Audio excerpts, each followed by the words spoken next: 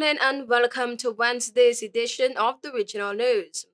The Venezuelan President Nicolás Maduro signed a decree granting him additional security powers in case of a military incursion into the country, the nation's Vice President Delcy Rodriguez said.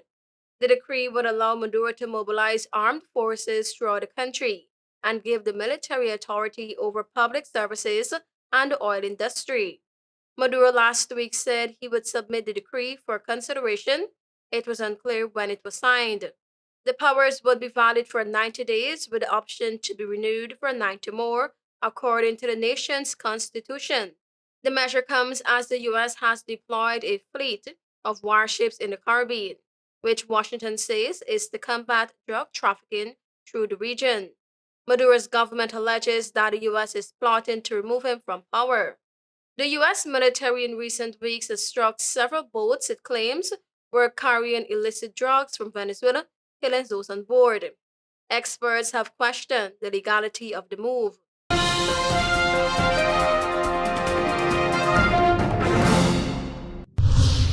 The Grenada government has announced what it termed quote-unquote important changes to the Cuban Workers Program following a request made by the United States to review the program.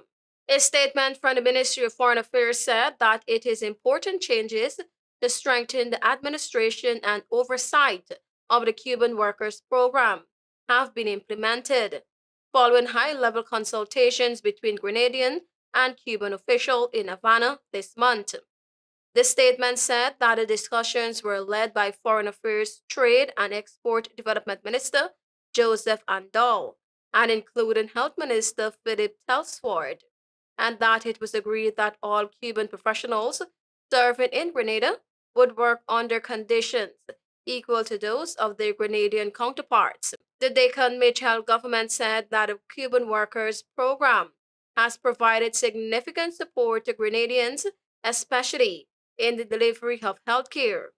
In August, the United States Department of State announced that it had taken steps to impose visa restrictions on African, Cuban, and Grenadian government officials and their family members for their complicity in the Cuban regime's medical mission scheme, in which medical professionals are quote unquote rented by other countries at high prices, and most of the revenue is kept by the Cuban authorities.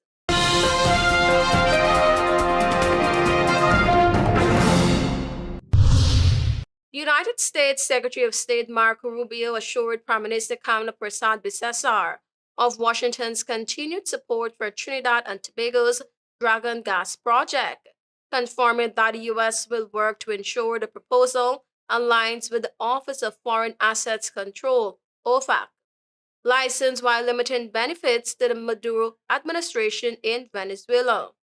The two leaders met on Tuesday to review bilateral cooperation with energy security high on the agenda. Secretary Rubio acknowledged the significance of the Dragon gas plant to Trinidad and Tobago's economic prosperity and regional stability, noting that the U.S. support will include steps to safeguard the project's implementation. A statement from the U.S. State Department said Secretary Rubio also commended Trinidad and Tobago's actions to counter transnational criminal organizations and reduce the flow of illicit narcotics and firearms through the region. The U.S. Secretary of State emphasized that deepening cooperation between the two countries will be critical to dismantling narco-trafficking networks and safeguarding regional security.